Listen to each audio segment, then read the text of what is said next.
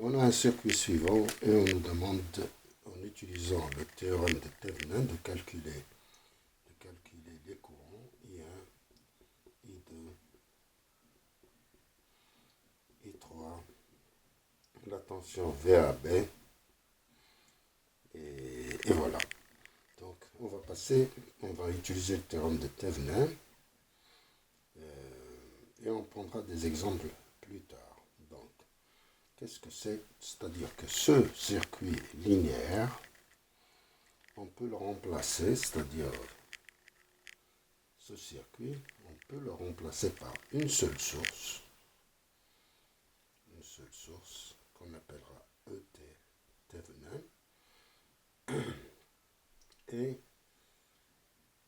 une impédance interne, c'est-à-dire entre A et B, on peut remplacer tout ce circuit qui est là par une seule source ETH et ZTH.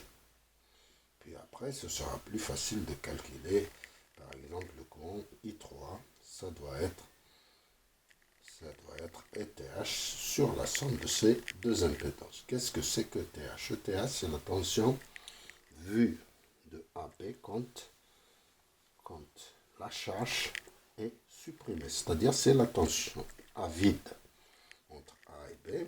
Et puis, ZTH, c'est l'impédance vue entre AB en court-circuitant les sources de tension, s'il y a source de tension ou s'il y a source de courant, les sources de courant sont ouvertes. Voilà. Donc, on va d'abord calculer VTH. Donc on passe au calcul. On aura donc les deux sources qu'on va transformer en une seule source. E2, E1, Z1 et Z2. Et ça, c'est le point A, B. Donc, ETH, c'est s'ils sont seuls, donc il y aura un courant qui va circuler ici. Supposons que E1 est supérieur à E2, donc le courant va circuler comme ça. Donc I, c'est égal à E1 moins E2 sur Z1 plus Z2. Alors la tension ETH, c'est la tension VAB. VAB à vide. À vide, donc c'est en fait le courant circule comme ça. Ça, c'est la chute de tension dans Z. Donc en fait, VAB, c'est E2 plus ZEI. C'est-à-dire, c'est E2. Je vais écrire ETH, c'est mieux. Pour ne pas le confondre avec VAB en charge. Donc c'est Z2, I1 moins I2 sur Z1 plus Z2.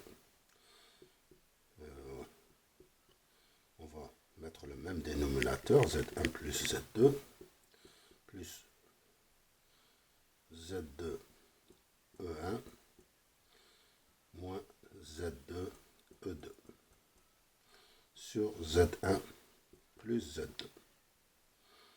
Donc on a E2 Z1 plus E2 Z2 plus ZE E1 moins Z2 E2. Ça s'annule et on aura plus Z2. Donc ETH, je vais l'écrire ici, c'est E2 Z1 plus E1 Z2 sur Z1 plus Z2. Voilà. On a calculé ETH. ZTH, c'est plus simple. Sont les générateurs. On a deux impédances en parallèle. ZTH, c'est Z1 multiplié par Z2 sur Z1 plus Z2. Voilà. ZTH, c'est Z1, Z2, Z1 plus Z2. Voilà. On a tout calculé. Maintenant, on peut calculer I3. I3, c'est ETH sur ZTH plus Z3.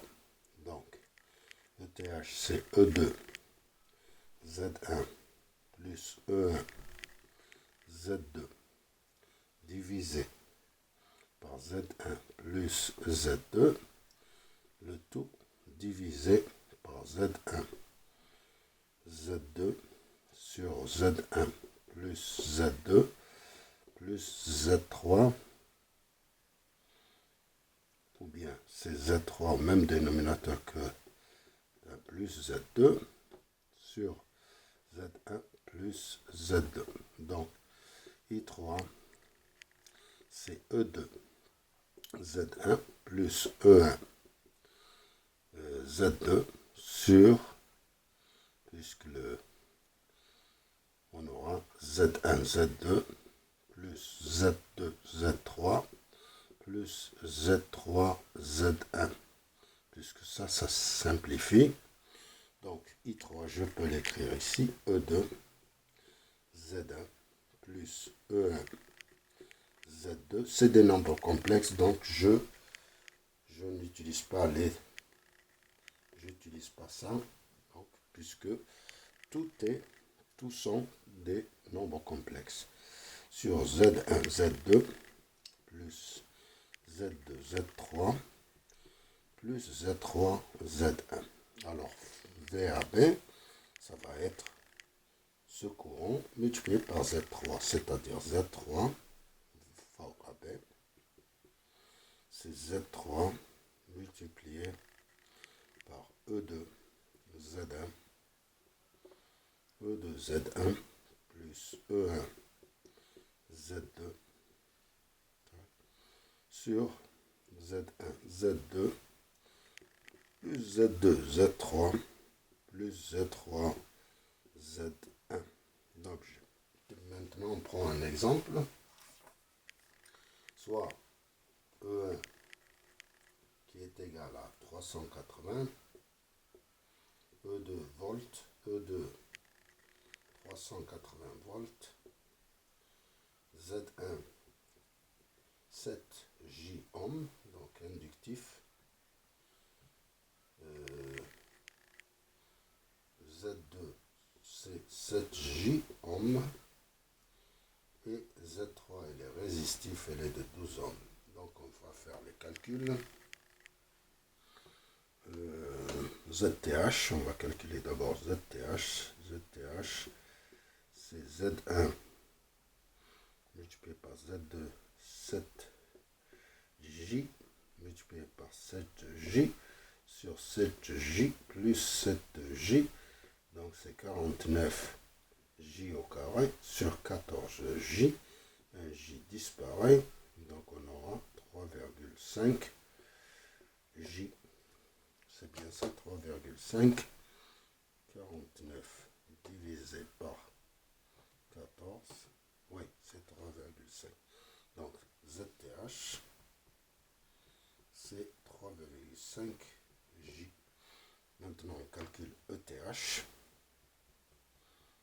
ETH, c'est E2, 380 multiplié par 7J, plus 380 multiplié par 7J, sur la somme, sur 14J.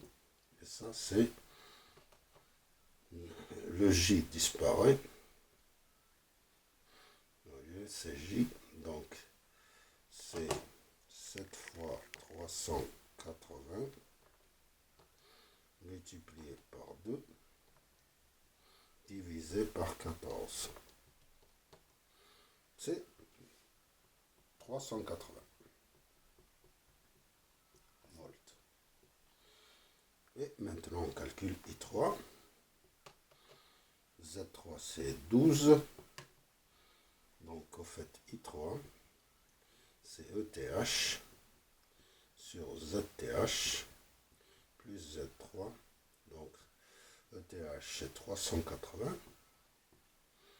ZTH, c'est 3,5 J plus 12. Donc, en forme polaire, 380, 0.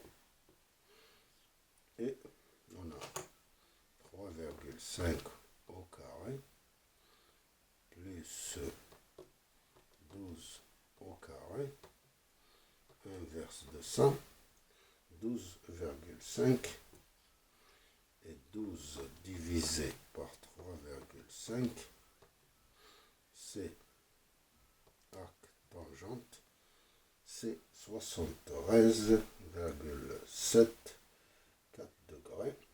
Donc le courant, c'est 380 divisé par 12,5, c'est 30,4 ampères. Argument moins 73,74. Je vais refaire le calcul parce que c'est 3,5 divisé par 12, arc tangente, c'est 16. J'ai bien fait de le recalculer parce que en fait le réel devrait être le premier. J'ai fait une erreur, donc c'est 12,26. C'est moins 12, c'est moins 16,26 degrés. Voilà, c'est le I3. I3 c'est 30,4 moins 16,26 degrés. Et la tension VAB, c'est égal à Z3 I3. Donc c'est 12 multiplié par 30,4 moins 16,26. VAB, je l'écrirai. VAB, c'est 12 multiplié par 30,4. Ça doit faire 364. VAB, c'est 364,8, argument moins 16,26 degrés. Et je vous remercie de votre attention.